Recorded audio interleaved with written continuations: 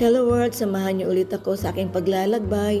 This time, tayo sa tallest building in South Korea. Travel time by taxi is about 50 minutes from Gyeongbokgung Palace to Jeomsil. So, pamasahe namin is almost 1,000 pesos for one way.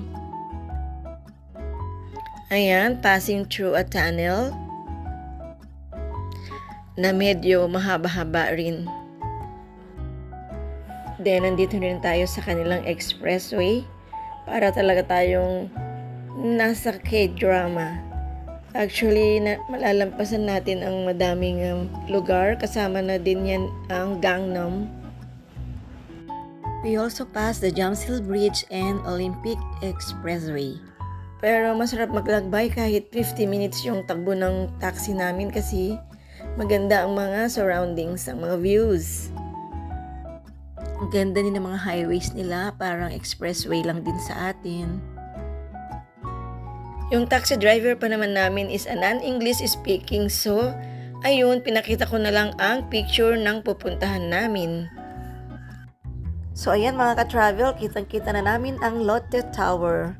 Sighted na! Galing nga pala kami ng Myeongdong, ayan. Sa mga mahilig sa adventure at mahilig sa mga high-rise, isalin nyo talaga ito sa inyong itinerary at hindi kayo magsisisi mga guys. So, andito na tayo sa loob ng tower. Ayan. Tallest in South Korea. And the 5th tallest tower in the world. And it designed with a conceptual motif inspired by Korean ceramics and writing brushes. With 123 floors, total standing at 555 meters. More adventure on my next vlog. Thank you!